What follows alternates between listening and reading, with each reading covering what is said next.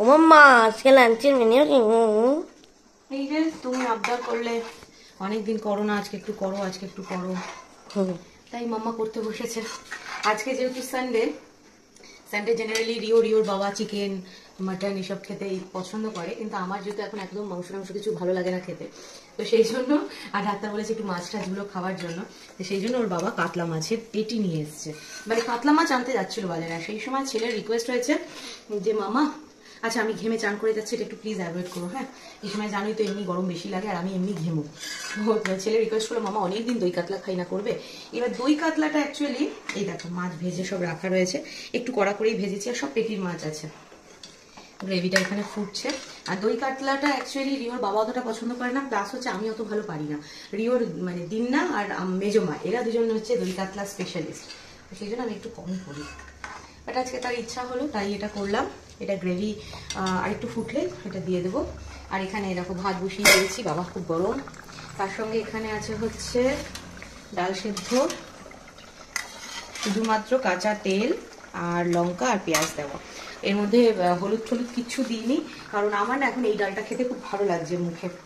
If বাবা কথা বলবো কি ঘেমে যাচ্ছে। আর তার সঙ্গে এই যে আলু ভাজা, রিওর পছন্দের লাল লাল একটু কুড়মুড়ে করে আলু ভাজা ডাল দিয়ে খাওয়ার জন্য। তো আমাদের আজকে এই সিম্পল মেনু রয়েছে, মাছের ঝোল মানে দই কাতলা, তার সঙ্গে সঙ্গে হচ্ছে ডাল ভাত আলু ভাজা। আর এখানে রিওর বাবার জন্য আম কেটে রেখেছি, দুপুরবেলা খাওয়ার পরে খাবে। এটাকে ফ্রিজে রাখবো ঠান্ডা, তারা আবার চিল্ড ম্যাঙ্গো খেতে পছন্দ।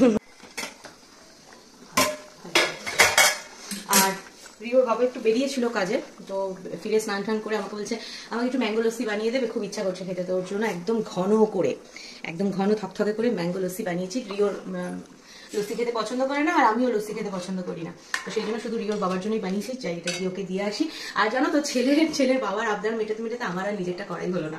মানে আমি ভেবেছিলাম কি আজকে একটুখানি আমের চাটনি করবো, এই কদিন খাইনি, আজকে খুব ইচ্ছা করছিল। আমি আমার অবস্থা দেখে বুঝতেই পারছো এরপরে আর আমের চাটনি কি করবো, তাই বললাম থাক কাল দেখা যাবে। আর এই যে ওর বাবা বাজার দিয়ে দুটো ছোট ছোট, এটা বেশি ছোট আর এটা মাঝারি সাইজে দুটো মোচা নিয়ে এসেছে, কারণ হচ্ছে আমার কদিন ধরে খুব মোচা খেতে ইচ্ছাও করছে, আর এই সময় মোচা খাওয়াটা খুব দরকার, আয়রন, এগুলো ন্যাচারাল আয়রন দেয় শরীরে, তো সেই জন্য।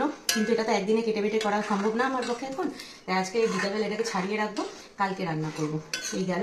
আর হ্যাঁ, আমাকে দেখে বুঝতে পারছো মাথার মধ্যে তেল চিপচিপে করে দেওয়া, এখন শ্যাম্পু করবো গিয়ে। আর তোমরা আমার কাছে বেশ কয়েকদিন ধরে মানে কয়েক মাস ধরে 2-3 মাস ধরে লাস্ট আমাকে প্রচুর অনেকে ইনবক্স করে গেছো, দিদি প্রচুর হেয়ার ফল হচ্ছে, চুলটা খুব ফ্রিজি হয়ে যাচ্ছে, তার জন্য কিছু সলিউশন বলো বা কোনো ভালো হেয়ার অয়েল থাকলে বলো।